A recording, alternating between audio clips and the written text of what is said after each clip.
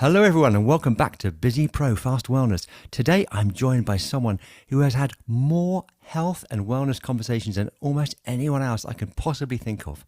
Casey Ruff is the host of Boundless Body Radio, where he's recorded, and I jest not, over 800 episodes with experts from every corner of nutrition, fitness and lifestyle. He's known for his thoughtful perspective on low carb and carnivore diets. But what fascinates me more is the bigger picture. And so after interviewing so many voices and experts, what lessons truly stand out? And I'm excited to explore what Casey has learnt from these conversations and how we can translate that wisdom into simple, powerful habits for busy professionals like you. So Casey, thanks for coming on the show and a very, very warm welcome. Thank you so much. It's such an honor, Alan. I'm very honored to be here. Oh, thank you. The honor's mine, I can assure you. But before we get into the substance of the show, is there anything that I've missed, anything significant? I know there's a personal trainer element there, for example, but if you'd like to shed more light. I've started many multi-billion-dollar companies. I've won the Stanley Cup. I won the Tour de France 7 times. Just landed on the moon. You mentioned the podcast and all the episodes we've done, and we were starting our business, and we got into a cadence of making releases every Monday, Wednesday, and Friday, and I've kind of stuck with that. And if you do that for a few years, you end up doing several episodes, and I've been very fortunate to chat with many wonderful people around the world. Yeah, so I know. Not a huge accomplishment I was planning on. I mean, it's amazing. You've only been doing this, for 4 years, but to churn out 850 odd episodes in that amount of time is exceptional. So, and I was looking, I was like, wow, there's one today, there's one 2 days later, 4 days later. What's going on? How is this possible? It's incredible. Yeah, I love that you're starting your own podcasting journey. And I think, if you want to get information out there, you have to be very efficient with how you do things. And so I don't do a lot of editing. I don't have a lot of the social media following, and that allows me to do more of the content. So it's just kind of a trade-off, but it's a lot of fun, as you understand, to be able to chat with people all over the world. I've learned so much from some of your guests and the conversations you've created. You ask really great questions. And so it's such a fun opportunity. Podcasting is wonderful. It is, isn't it? And the more I've done it over, especially the last few months, I've started to really glean so much myself, and I'm feeling so much better mentally, psychologically and physically as well. And it's been such a great journey for me, and more at peace. That's the main thing. So I can really relate to what you're saying. It's like this journey is helpful in every single way, not only for our listeners, but for ourselves as well. So it's has that dual side to it. Great. Absolutely. Fantastic. So obviously with over 800 episodes and all these experts, which in itself is mind-boggling, I have to say. When you step back, what themes or patterns have stood out to you as the most powerful for living a healthy and sustainable life? That's such a great question. When I started the podcast, like you mentioned in the introduction, I wanted the topics to be quite broad, a really wide net where I could talk to people all over the world about various topics. I could talk to former professional cyclists. I could talk to hockey players. I could talk to people who were experts about foot health, people interested in psychiatry. And the theme that has kind of emerged from doing the podcast is really the importance of nutrition, proper nutrition. It's where we get the most interest, the most followers, the most questions, where we get the most subscribers on YouTube. And I guess it's the nutrition, the way it impacts lots of things. I think oftentimes, especially in the industry, we think of things like calories, we think of things like weight control, and that's all really good. And nutrition is part of that. And, counting calories or counting your macros can help you with that. But it's also the way that we eat, the way that we live, how it impacts the rest of our life. That is not just what our weight is on planet Earth, what our mass is on planet Earth. It's how we show up. What is our energy like? How do we interact with people? What is our, day-to-day depression, anxiety? All that stuff changes when you change your nutrition. And so that's been probably the number one theme of something really practical that's accessible for most people, that can impact so many more things than just, somebody's weight and how much they want to weigh. Absolutely. I couldn't agree more with this idea of nutrition. For me, it's one of those fundamental factors that is often neglected. And I can't believe myself, from personal experience and having connections with the medical industry through pharmaceuticals, my family are very much involved in that, doctors aren't taught.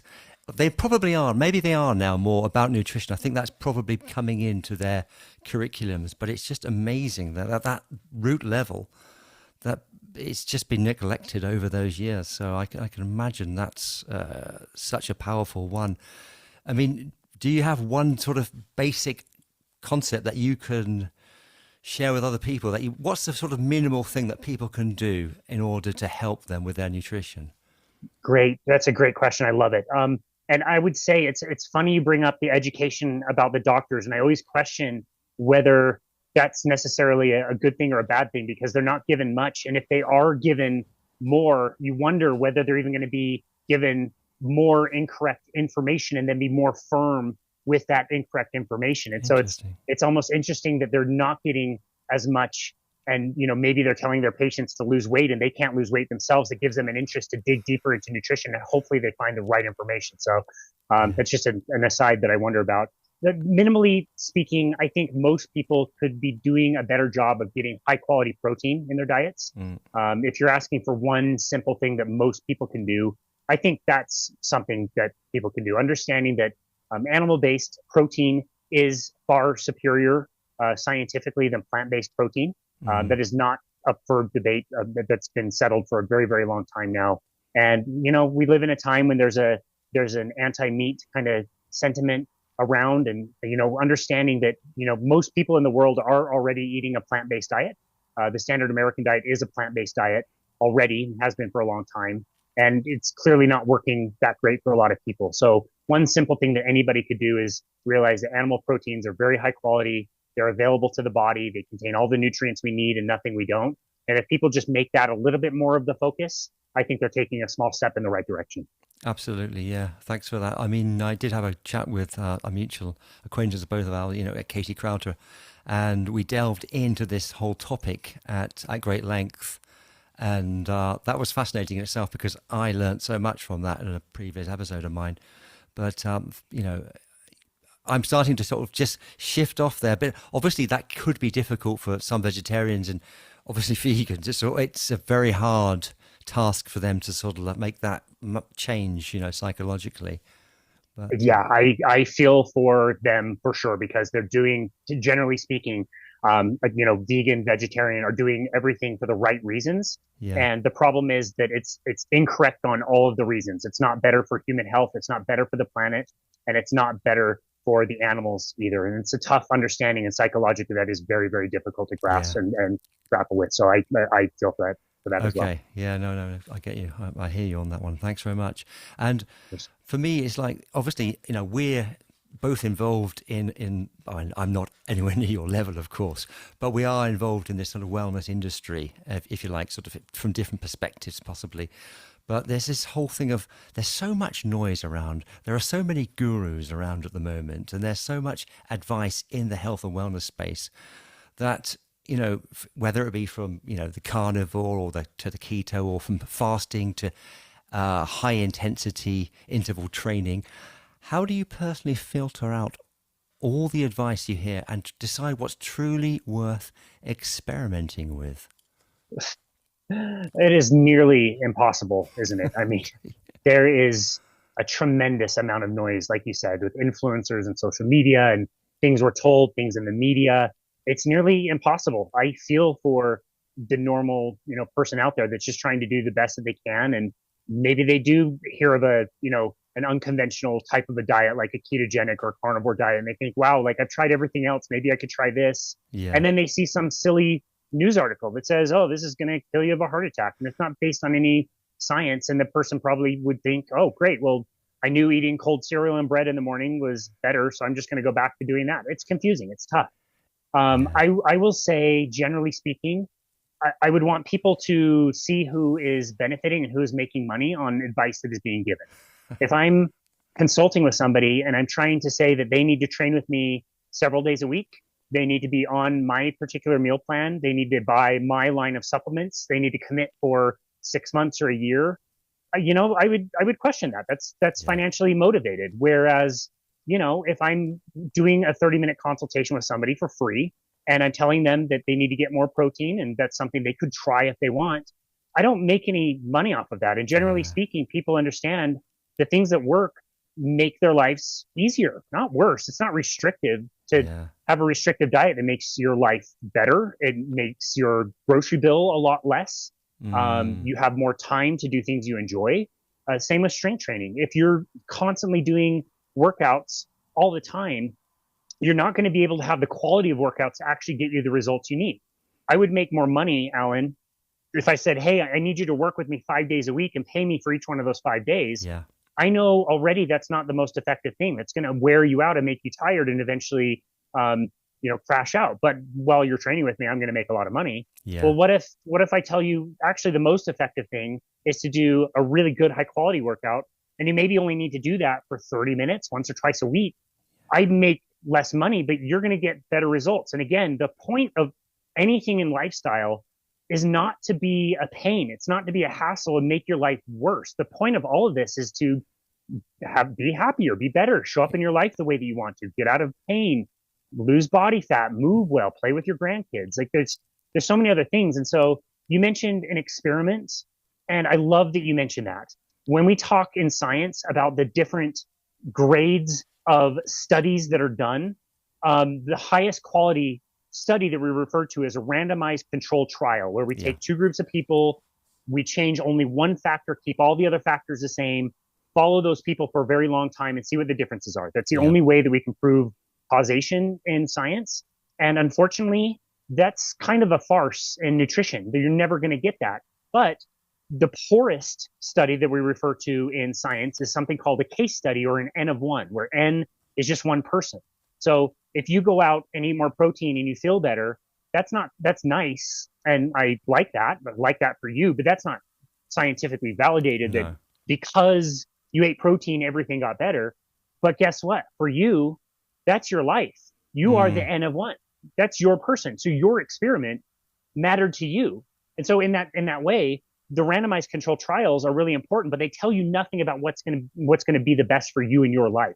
And so great. that's the opportunity that everybody has, is exactly what you mentioned. All of Yeah. us have the opportunity to be experimental, try things out. If you feel better, excellent. Keep going. Take a small Exactly. step. If you don't Yeah. feel better, regardless of what people say, then you can try something different. So I love that you put it that way. Yeah. Thanks so much. Thanks for that. And also two of those key sort of points that you've just made from what you just said as well. This idea, this concept of following the money. I mean, I think we've been there before, somewhere along the line. Not in the not too far I distant can't remember. past. No idea. So I was like, oh, it's such a simple thing to do. Who's making money from this, and who's benefiting? Yeah. And the other thing was this concept of what works for you might not work for somebody else, and it's what really works for you. That's what you should take away, because there is no one size fits all notion. And it's so important that people realize that, and not just follow, oh, I'll follow that because this is a narrative that I'm supposed to be following at the moment. It's just Yep.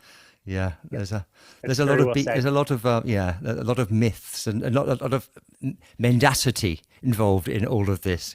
So that's for sure. I would totally agree on that one. Yeah. But if we were to go beyond this whole concept of nutrition, because stress and recovery play a huge role in performance. And what practices have you seen, either personally or from your guests, that work best for quick stress relief and that long-term resilience? Another really great question. I love it. There's so many different practices that people can implement in their lives. If you're asking for something quick that's accessible to everybody, I mean, I just saw this tip a few days ago, but understanding that the effect that breathing has on your nervous system and slowing down your exhales in particular can really help to bring you in a more relaxed state. Yeah. Our nervous system has two kind of hemispheres, and you're more predominant in one or the other depending on what's going on. And so we call the one the fight or flight, kind of fight, flight, or freeze. It's the sympathetic system that activates when we need to be alert and awake. and we need to get ready for something happening. So that's the one side. And the other side we call the rest and digest. This is the parasympathetic side, which is the chill time. This is the relaxing time. This is the time that the body can use resources to digest food. And so the idea, neither one is bad. They're both really good. So the sympathetic is what you want to have during the daytime when you want to be up and alert. You want to be scanning the land for any predators or opportunities for hunting. It's activated a lot by the light that we have. The big blue light in the sky helps us to activate that sympathetic system. Yeah.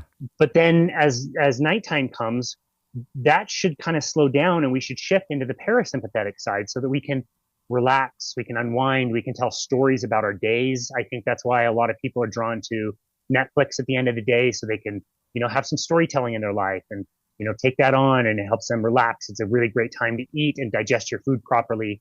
And it's like you said, it's not that one is worse than the other. We need them both. It's just we're more throttling in general the sympathetic side versus the parasympathetic side. So anything that can bring you down in that relaxing phase, especially in the second part of the day, can be really helpful. So, I mentioned breathing, getting blue light out. If you do choose to watch Netflix, you can wear orange tinted glasses that filter out the blue light. That can be quite helpful.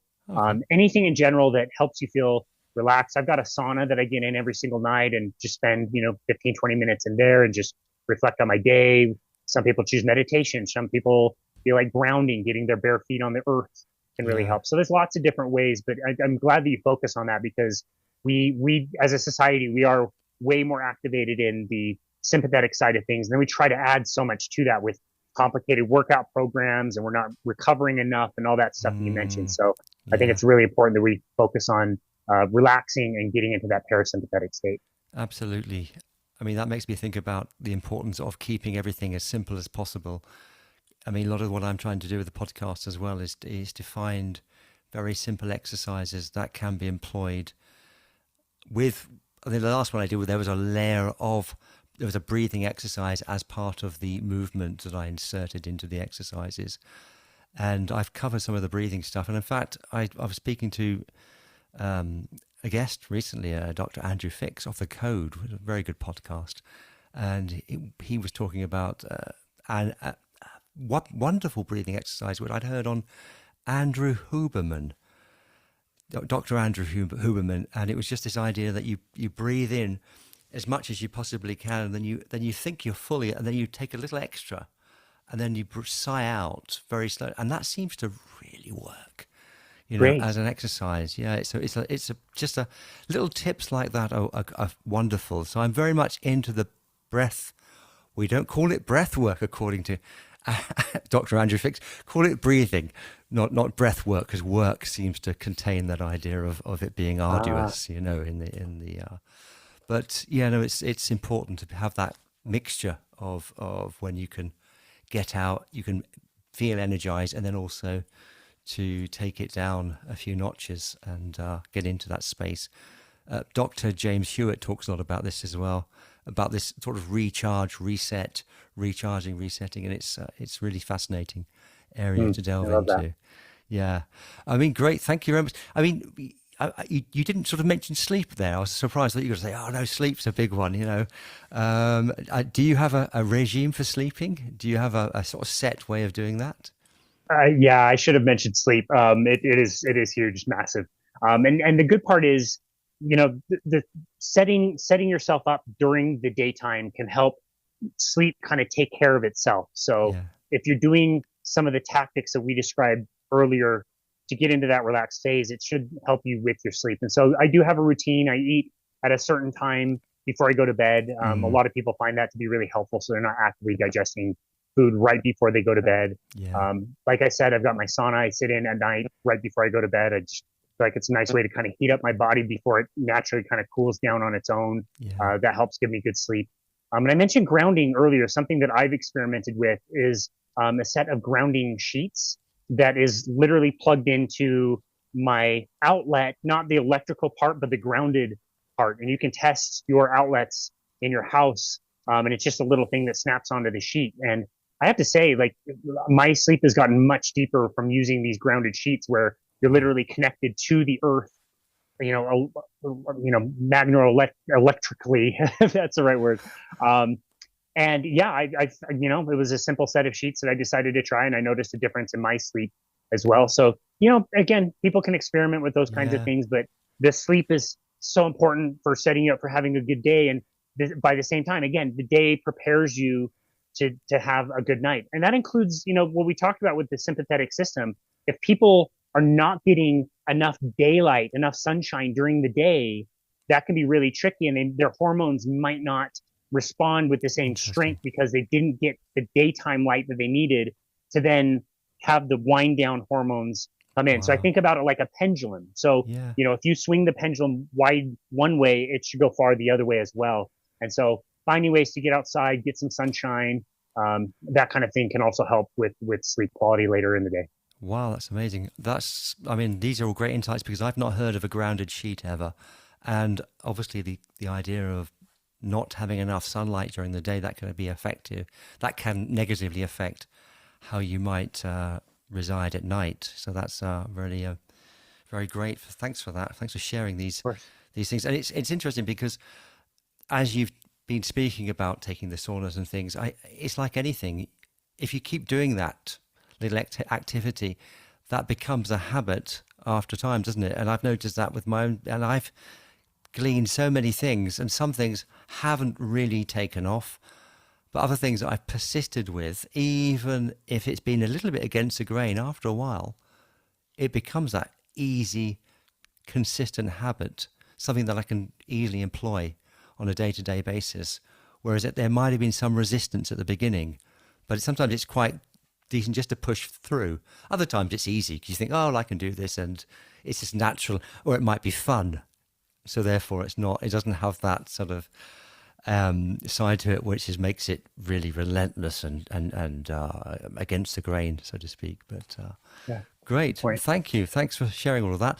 And, this whole thing of the podcast as well as a wellness practice, because having done 850 odd episodes, you've spent hours each week in this deep conversation. Do you see podcasting itself as a kind of wellness practice, a way of learning, connecting, and maybe even keeping your own mental health tip-top? Yes, I've never been asked this question in this way, and I absolutely love it. So I appreciate the question a lot. I haven't considered it like that, and I've started thinking about it. And yes, I absolutely agree.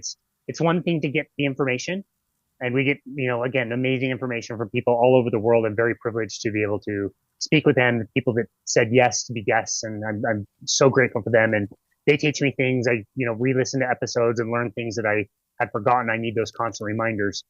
But yeah, it does. I think podcasting itself is a wonderful way to connect with somebody, like you said. I think it's a wonderful way to remember to listen.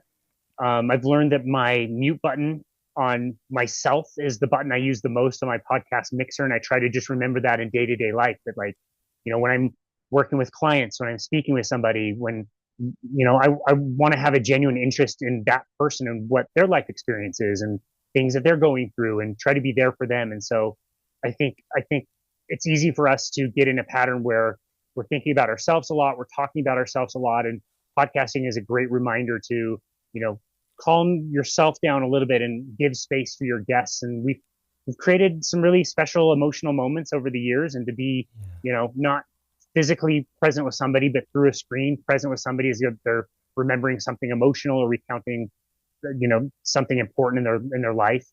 It deepens your sense of connection in a way. And there's just something magical about pushing record on a conversation. I've done it several times with friends. I know my friends, I know my dad, I know people in my life, my wife, for example. And then you sit down and record something, and I learned something about that person I didn't previously know. So I don't exactly know what it is, but there is something magic about that I absolutely love. So yeah, again, I've never gotten that question, and I love it. Oh, I'm so pleased. I actually found a question that you haven't had ever. That's wonderful. And if that's the case, has there been a particular guest conversation that really lifted you personally at a time when you might have been down or you needed some sort of emotional lifting? Was there? Can you remember anything that might have helped you out from any particular guest?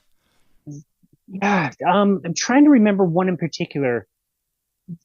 There's, I would say I can't remember my own mental or emotional state at the time, but I remember the first time interviewing an author who was particularly influenced in my life, a large influence in my life. And I've since got to meet her and chat with her in person, and she's absolutely wonderful. But it was, the ability to talk with somebody who had literally changed my life and my career. Wow. And it's in the introduction, and even thinking about it, I could feel the emotion, but like even in the introduction, like getting choked up by bringing this person onto my show.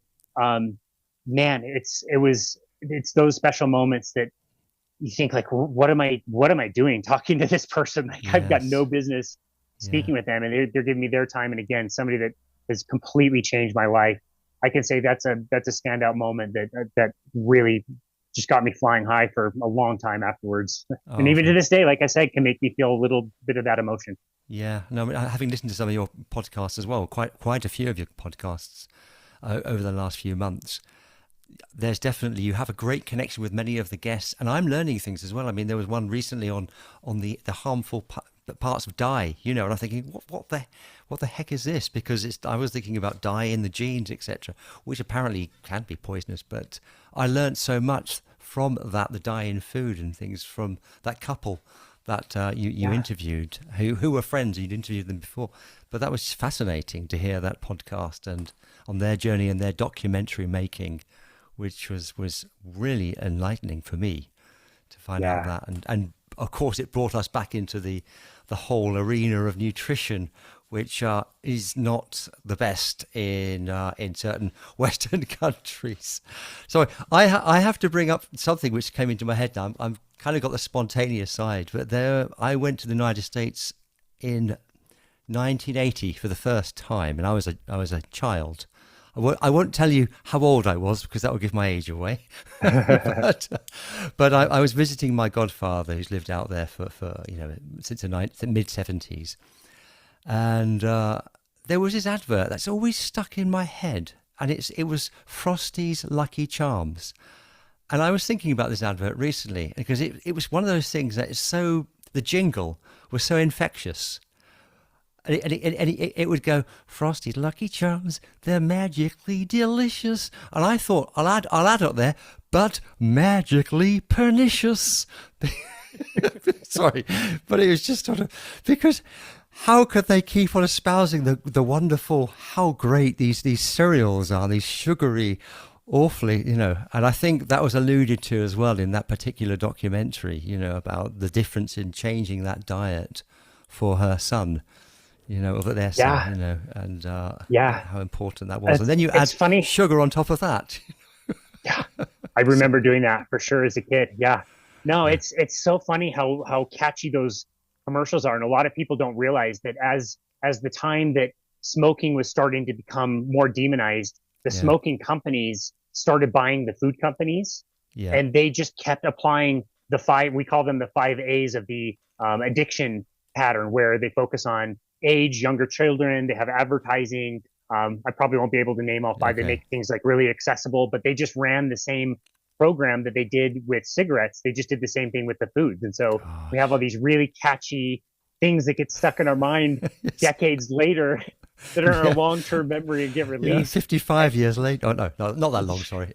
But 45 years later, I'm remembering that, Yeah. It's very interesting. And when they demonize fat, by the nature of having recommending a low fat diet, you had to increase the carbohydrate and sugar consumption, which is what we did. So sugar and carbohydrates and grains were just fine. Cereal was fine back then, and we see where we are today. Not in the best spot. No, not the best spot at all. That is evident everywhere we go, for sure. You can see it. It's around us. The evidence is there. Anecdotal, or not.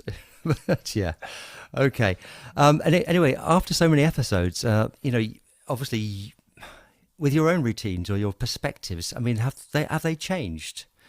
And if so, is there one habit or idea from a guest that really surprised you and has stuck with you as well? Yeah, my opinion is always changing. I try to be open to lots of different possibilities. I try to even, find ways to bring guests on my show who I don't necessarily agree with, Good. and I try to get their perspective on things. And it's uncomfortable sometimes, but I do my best to give my guests space. If they disagree with me, that's fine. But yeah, probably the biggest lesson I've learned with all the things we've talked about and the things I've modified in my life. For example, when I started the podcast, I was wearing, normal athletic shoes for everything I was doing. And now the only thing I wear is minimalist footwear, for example. Okay. That's Yeah. one thing that I've changed. And there's several things that I've changed, but also kind of the concept that we talked about earlier has really been ingrained in my mind that like all of these practices, they could seem quite overwhelming for a lot of people. Yeah. And the idea that all of these things that we do should be for our benefit. They're not to make somebody miserable and unhappy. I've learned for myself that I am a bit of a sugar addict. If I start with having sugar in my life, I don't really stop myself. I don't contain myself. And so, I've spent the last 6.5 years on a carnivore diet where only thing I eat is meat, primarily red meat and eggs. And, to some, that would sound like a very restrictive diet. And I understand that. But to me, being restrictive on that front allows me so much freedom in other things where I don't have the sugar cravings. My mental space is so much better. I have way less anxiety. So that's one example of, something that I don't tell everybody they need to do. That's just something in my mind that helps me in my day to day. And the benefit shows up in my life. And that's the motivator to continue doing it. It's not miserable and terrible. If something's miserable and terrible, like you're just not on this earth for an unlimited amount of time. We're here for a limited amount of time, and it's shorter than most of us think. And the things you implement for lifestyle should be paying you back. And so that's kind of a thing that's really jumped out the most. Yeah, absolutely. You say it's shorter than most people think. On that point, it's not for me. I'm constantly thinking about the finitude of life. That's in my mind all the time, and trying to, every day is precious. Try to take advantage of every day. Trying to do all the things which are going to benefit me and other people. So you're living this really rich, wholesome life, which does sound a little bit overtly pious, and I don't mean it in that way. It's just because we've got all the choices, and if we can be intentional with those choices, it's all up to us. We can choose which pathway to go down. If we want to go down a pathway which is full of toxins and bad health, then we can choose that, or not. And we can choose to live out there and choose to go for lovely hikes and be outside in nature, or be stuck inside a building, at our computer the whole time. And obviously this is part of what I'm trying to do, is be mindful of these things and give yourself a break and be self-compassionate at the same time along the way. So, no, what you've just said there is absolutely rings true in every single sense. Obviously you're a great advocate of this carnivore diet as well. But if we were to zoom out of all of that, how do you see the diet sort of fitting into that bigger picture of health, compared to movement and sleep or mindset? Great question. Yeah, I think of them as different levers that people can pull to get a certain result. And everybody's going to be a little bit different. And I've seen people focus on their sleep first, and it improves their life in so many ways that then they're willing to do the other things, which is great. Same with working out. Some people start a workout program and that's their beginning point. And then they say, oh, wow, like if I eat certain foods during my day or before a workout or after a workout, it makes them feel one way or another. So they start to focus on nutrition. And so any of them are fine to kind of start with, but I do find in my experience that the nutrition lever is the most powerful one. That normally what I've observed is that if people can get a grasp on what works best for them nutritionally, all the other things tend to fall in place much more naturally. And an example is somebody that's got really terrible exercise and they want to live better. We might start by saying, let's see if we can get you more energy with better nutrition. Yeah. And let's not even worry about working out for now. We're not going to work out. Let's not do that. People think they should and they try to force it, but it's a difference between forcing yourself to do something you don't want to do versus let's give you more energy. And over time, people naturally have so much energy they want to work out. They enjoy working out. It's hard to stop them from working out. So any of those topics and things that you brought up, I think are important to address, and some will motivate people more than others. But in my opinion, the nutrition one is the one that if you start there, you can get the most wins downstream from that. Fantastic. Really, really good. Great advice. It's making me think about when I was younger, for example, I used to drink a heck of a lot, and I would compensate with the excess amount of drinking with running. But it was really, the running was allowing me to drink ridiculous amounts of alcohol. I mean, I'm not talking hard liquor, I'm talking, beer and wine here.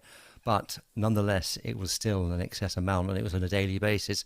But it was like, I have to run to compensate for that. I mean, it's really not the right way around to be doing it.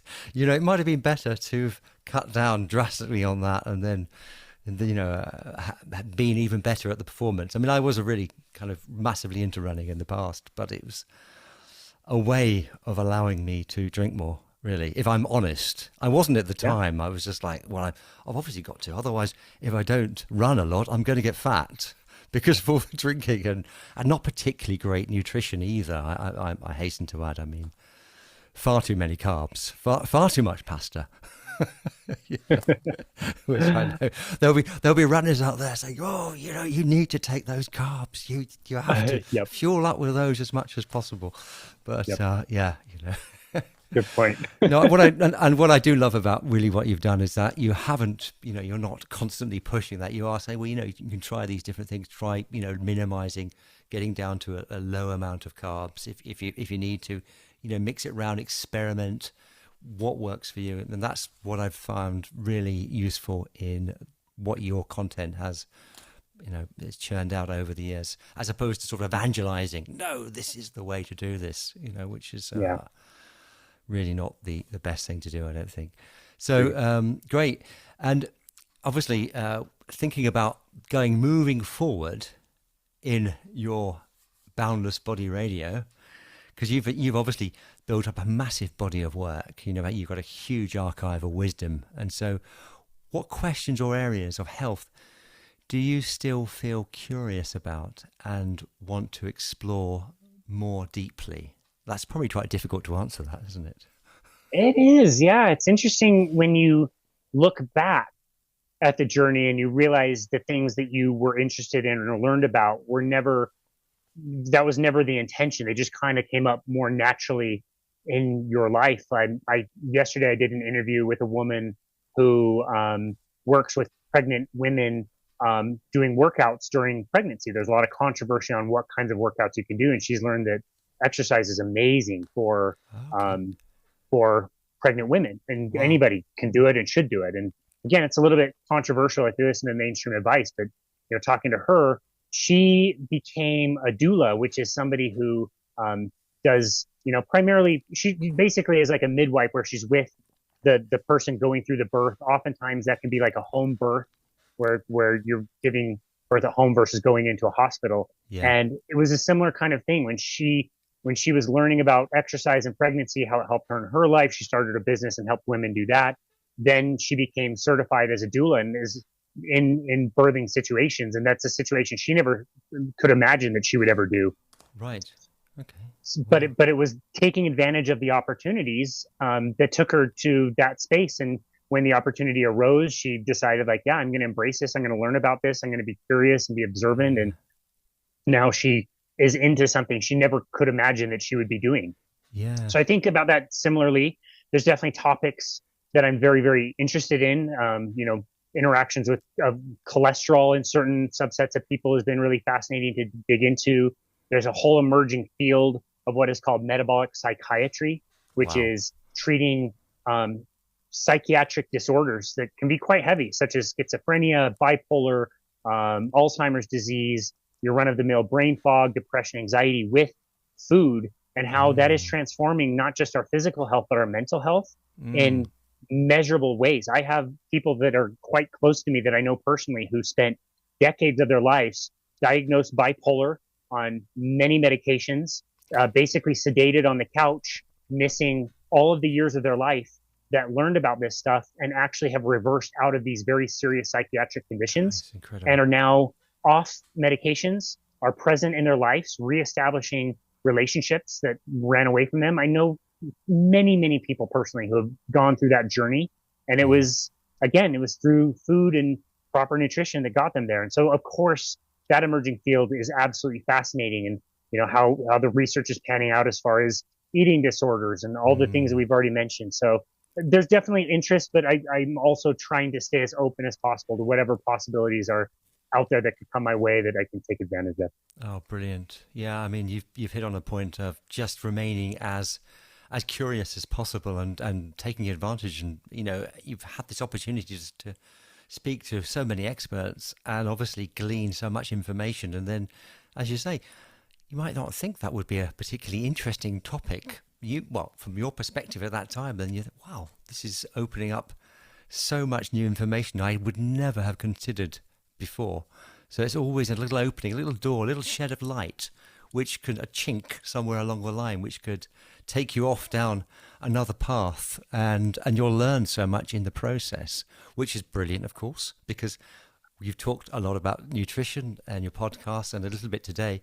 But obviously, you're feeding your mind, excuse the pun, but that's what you're doing at the same time, which is also have that great, I suppose, in a sense of, well, I'd like to think, I mean, I'm not a doctor, I have no scientific background, but I'd like to think that would help with longevity in your mind, your brain, because if we're going to live into our 80s and our 90s, we want to keep our faculties, or as my neighbour's 104 across the street. Excellent. And she's firing on all cylinders. She's amazing, you know, in France over here.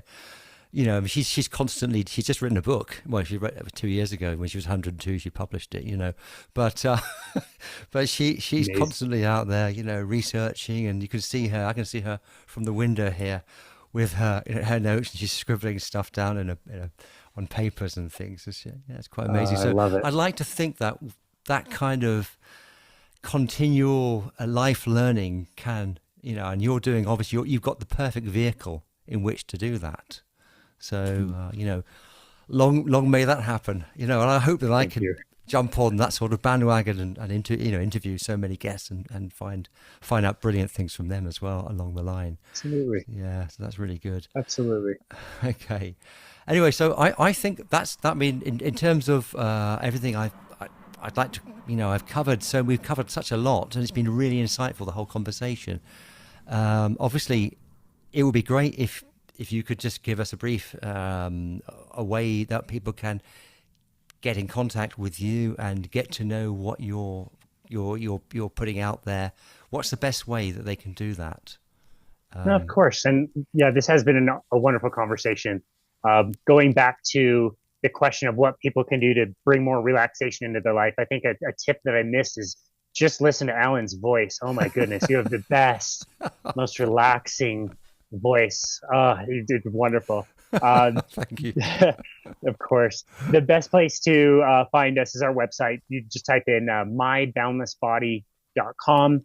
Everything is there. If you want to find our social media, the podcast will be there as well. Our YouTube channel is there. There's other resources such as newsletters and blogs. And there's a seminar series that I taught in my neighborhood last year that came with lessons and, different materials that people can download and meal plans to try and things like that. That's all free. We don't charge for any of that. So that's all on the website, where people can find all of that stuff. They can also, the first thing that they see is a book now button, which anybody around the world can book a time to chat with me about anything related to health, fitness. If anything from this conversation piques someone's interest in something, it's just a nice way to have a good chat with anybody around the world. And they can do that. It's a complimentary thing. It will automatically sync up with your time zone. And all of that can be found on the website, which again is just myboundlessbody.com.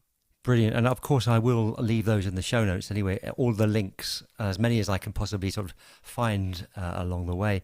But I will say, just having this conversation with you, that it's so wonderful that you have this an amazing humility that you would talk to so many people, from the experts, from people that have got a story to tell.